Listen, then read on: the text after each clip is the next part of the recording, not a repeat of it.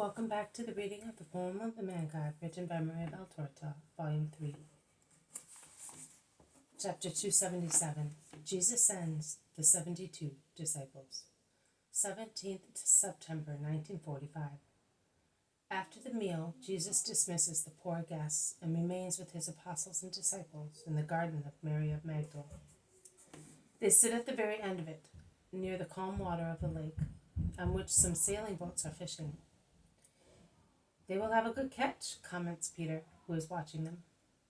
You will have a good catch too, Simon of Jonah. Me, my lord? When?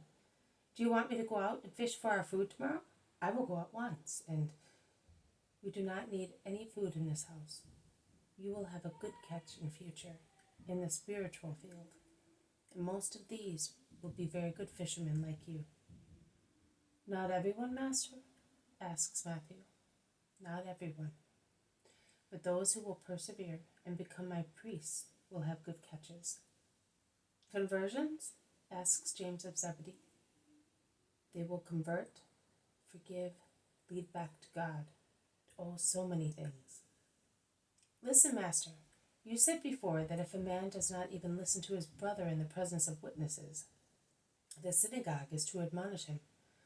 Now, if I have understood correctly what you have been telling us since we met, I think that the synagogue will be replaced by the church, the thing that you want to found. If so, where will we go to have our pig-headed brothers admonished? You will do that yourselves, because you will be my church.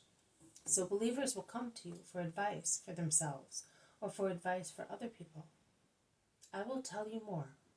You will not be able only to give advice. You will be able to absolve in my name. You will be able to release people from the chains of sin, and you will be able to join two people who love each other so that they become one body.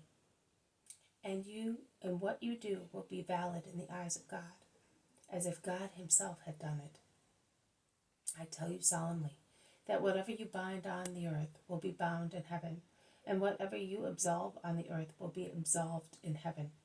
And I say to you also, to make you understand the power of my name, of brotherly love and prayer, that if two disciples of mine, and I mean as such, all those who will believe in the Christ, will gather together to ask for any just thing in my name, that thing will be granted to them by my Father, because prayer is a great power. Brother union is a great power. My name is a very great, infinite power, and so is my presence among you. And where 2 or 3 people are gathered in my name, I shall be in the midst of them, and I will pray with them. And the Father will not refuse anything to those who pray with me. Many do not get what they ask for because they pray by themselves, or they ask for what is illicit, or they pray with pride or sin in their hearts. Make your hearts pure, so that I can be with you. Then pray, and you will be heard. Peter is thoughtful. Jesus notices it and asks him why. And Peter replies, I'm thinking of the great duty to which we are destined, and I'm afraid of it. I am afraid I cannot accomplish it properly.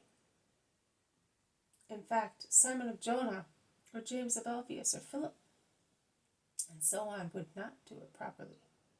But Peter the priest, James the priest, Philip the priest, or Thomas will do very well, because they will be acting together with divine wisdom. And how many times will we have to forgive our brethren? How many times if they sin against the priests, and how many if they sin against God? Because if things will happen then, as they do now, they will certainly sin against us, since they sin against you so many times. Tell me whether I have to forgive always, or a number of times? For instance, 7 times or more? I will not say to you 7 times, but 70 times 7, an endless number, because also the Father of heaven will forgive you many times, a great number of times. And you ought to be perfect, so do as he does with you. because you will represent God on the earth. Nay, listen, I will tell you a parable which will help everybody. And Jesus, who was surrounded by the apostles only in a box thicket, goes towards the disciples who are respectfully gathered in an open space adorned with a fountain basin full of clear water. Jesus' smile is like a sign that he is going to speak. And while he walks with long, slow steps, so that in a few moments he covers a good distance without rushing, they are all delighted and press round him as children gather round those who make them happy. It is a circle of keen faces, until Jesus leans against a tall tree and begins to speak. This has been a reading from the poem of the Man God, written by Maria Valtorta, Volume 3. Chapter 277, Part 1. Jesus sends the 72 disciples. Thank you for listening. I will see you tomorrow. May God bless you, and may peace be with you.